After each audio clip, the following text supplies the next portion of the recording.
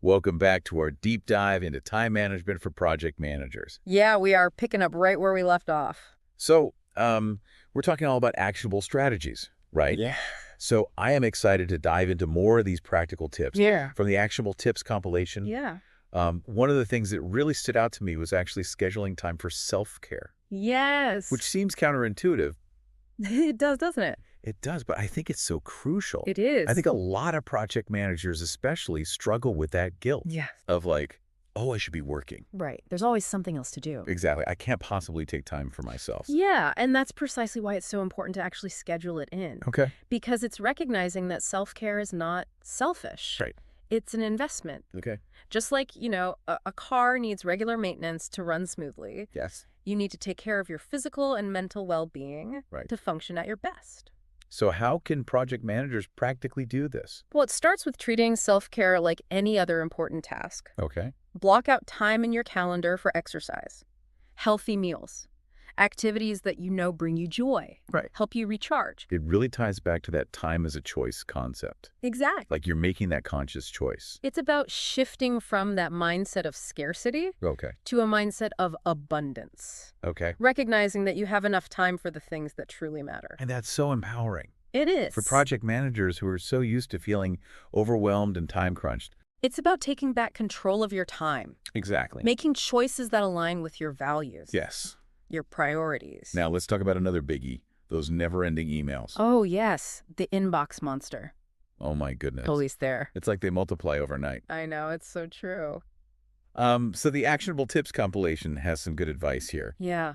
Really emphasizing setting boundaries and clear expectations with your team Right. and your stakeholders. It's about communicating, how and when you'll be responding to emails, Right. rather than feeling pressured to be constantly available. So maybe designating specific times Yes. to check and respond to emails. Maybe using out-of-office replies when you're unavailable. Right. Setting up email filters and folders Okay. to help manage that influx of messages. It's all about creating that system Yes. that helps you stay on top of things. And recognizing that not every email requires an immediate response. Yes. Sometimes it's okay to let those non-urgent messages sit there for a little bit, Right, while you focus on other things. while you focus on something that's more pressing. I love that reminder. Yeah. Because it's so easy to get sucked into that I know. reactive mode, Yes. Just constantly checking. constantly checking and responding. Yes. But that pause, Yeah. that moment to just step back and prioritize Yes. can really save you time and energy in the long run.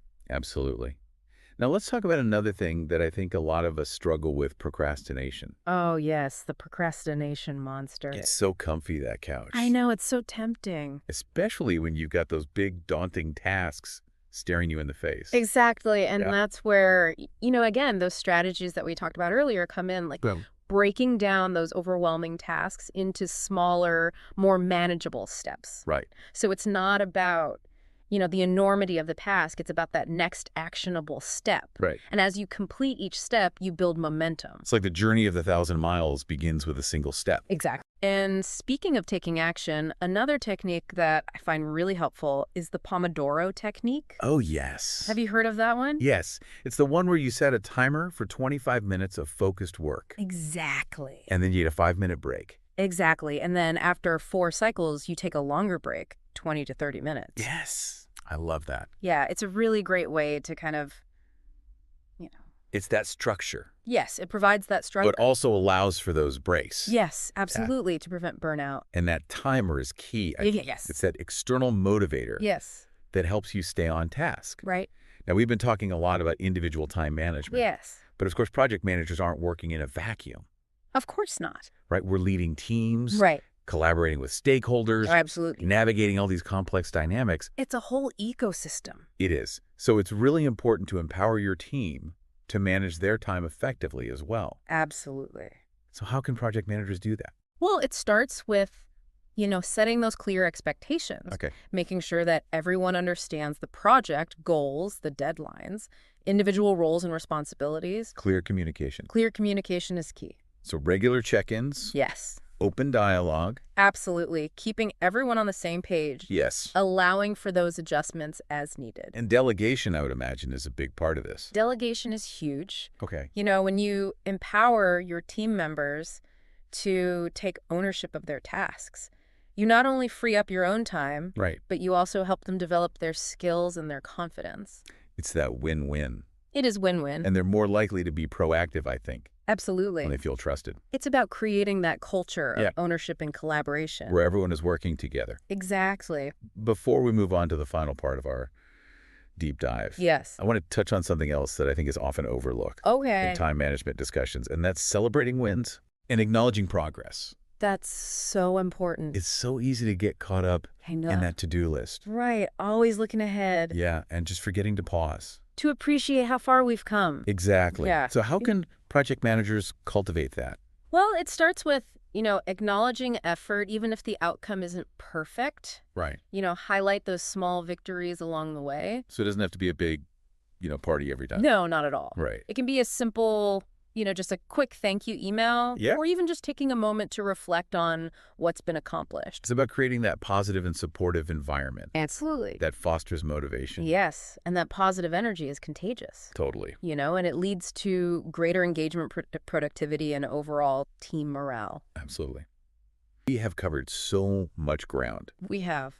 And, before we wrap things up completely, Yeah. I want to make sure that we kind of unearth a few more gems Yeah. for the actionable tips compilation, All right, let's do it. because there's some good stuff in here. There is. One that really stood out to me Yeah. was the emphasis on reflection, Oh, yes. which I think is something that's so easily overlooked. It is. Right in the, the day-to-day. In the doing of project manager. We're so busy climbing that mountain Yes. that we don't stop to enjoy the view or even figure out, is this the right path? Right. Are we even headed in the right direction? Exactly. Sometimes you need to stop and take stock.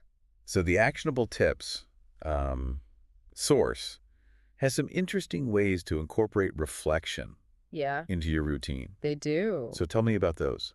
Well, one of the suggestions that they have is to actually write a performance review for yourself as if it were the end of next year. Okay, so like projecting yourself into the future Exactly. and evaluating how you did based on the goals that you want to achieve. Precisely. And it's a really interesting exercise because it helps you identify what needs to happen in the present Okay. to make that future vision a reality. So it's like reverse engineering your success. Yeah. I like that.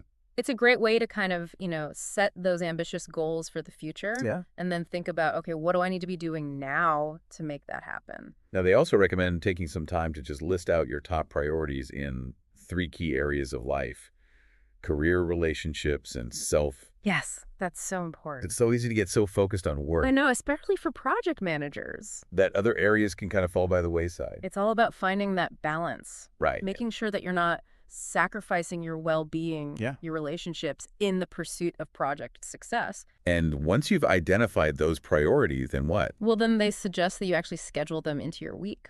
Okay, so not just thinking about it. It's about, moving from intention to action. Right. It's easy to say, oh, I want to spend more time with my family, Right. but actually blocking out that time in your calendar makes it much more likely to happen. So it becomes real.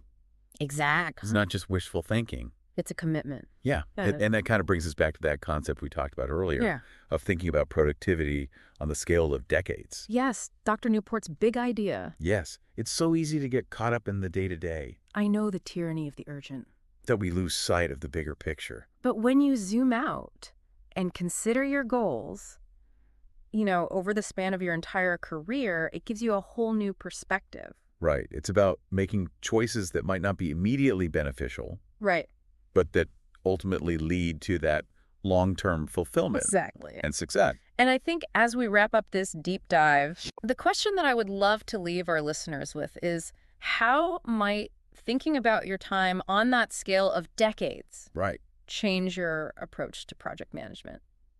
That's a great question to ponder. Yeah, what kind of project manager do you want to be? Right. What skills do you want to develop? What impact do you want to make Not just on individual projects, but, in your career. on the world?